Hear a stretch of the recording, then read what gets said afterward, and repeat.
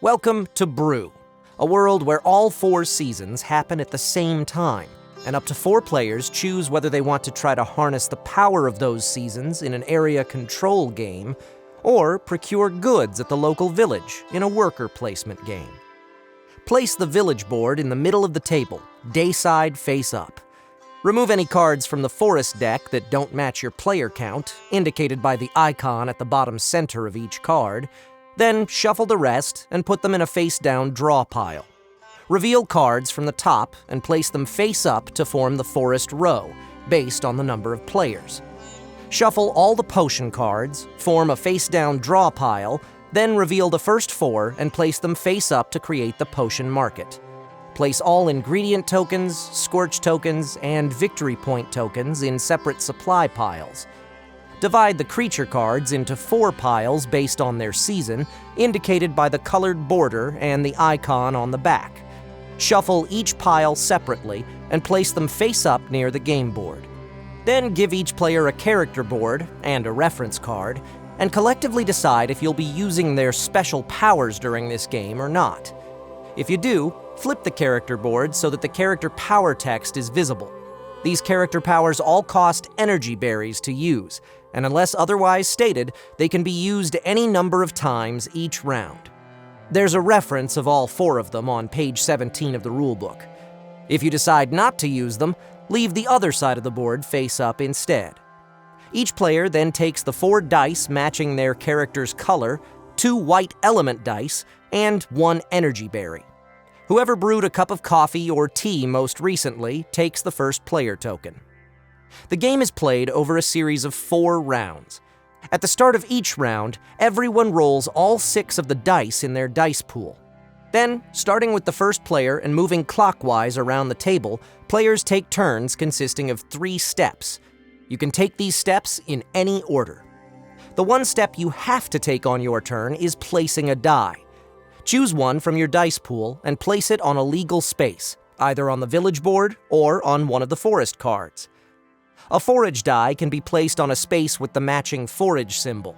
An element die can be placed on a space with a matching element symbol or on a space with any forage symbol.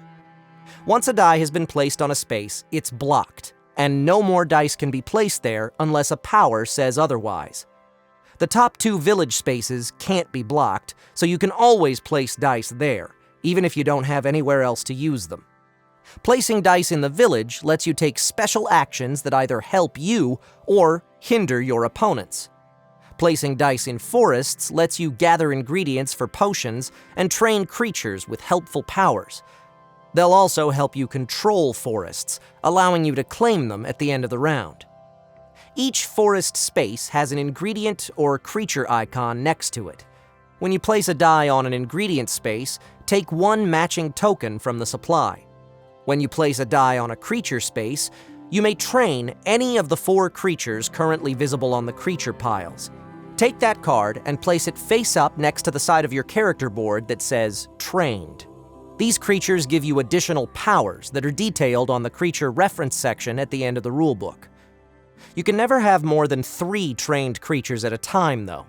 If you train a 4th one, you'll have to release one of the 3 you've already trained by moving it to the released side of your character board. You'll still score victory points for the released creatures, but you can't use their special powers anymore. Each forest card has 1 or more season types, indicated by the colored borders and icons in the corners. Some powers can only be used in forests with specific seasons, and creatures you train will be worth more victory points at the end of the game if you can claim a forest of the matching season to release them in. You can always move a released creature to any forest you've claimed, as long as there are no other creatures in that forest already. We'll get to how you claim forests at the end of the round. Once per turn, you may brew a potion from the market. Potions you brew will score victory points at the end of the game, as well as unlock one-time use powers. To brew one, pay the ingredient cost shown in the top left corner by returning the necessary ingredient tokens to the supply.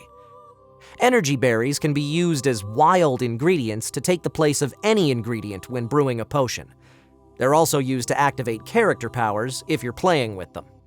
Note that if something tells you to gather an ingredient of your choice, that can't be an energy berry. After you've paid the ingredient cost, add the potion to your hand, hidden from other players, then reveal a new one from the deck to be added to the market. Some village spaces say to reveal and reserve potions. When you do this, first reveal the top card in the potion deck. Then, choose to reserve either this one or one of the potions in the market. If you go with one of the market potions, replace it with the one you've just revealed. Then, place the reserved potion face up near your character board. From this point forward, only you may brew that potion. But until you do, it's not worth any victory points and you can't drink it. Once per turn, you may drink one potion from your hand by revealing it, resolving its power, and tucking it face down under your character board. You may only drink each potion you brew once per game, and they're still worth the same amount of victory points at the end of the game, whether you drink them or not.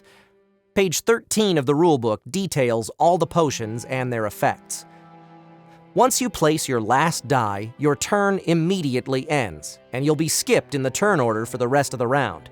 If you want to brew or drink any potions on your last turn, make sure to do it before placing your last die. When you place an element die in a forest, you'll gain an additional bonus depending on the element power.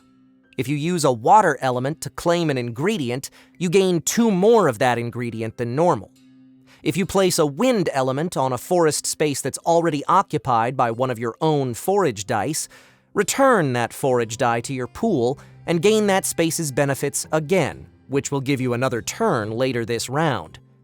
A fire element may be placed on top of another die that's already been placed in a forest to claim that space's benefits as if it were empty. The die that's been covered no longer counts toward control of the forest at the end of the round.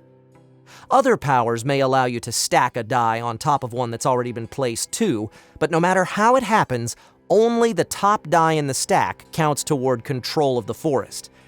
However, the dice that have been covered may still be moved, swapped, removed, or returned by other powers.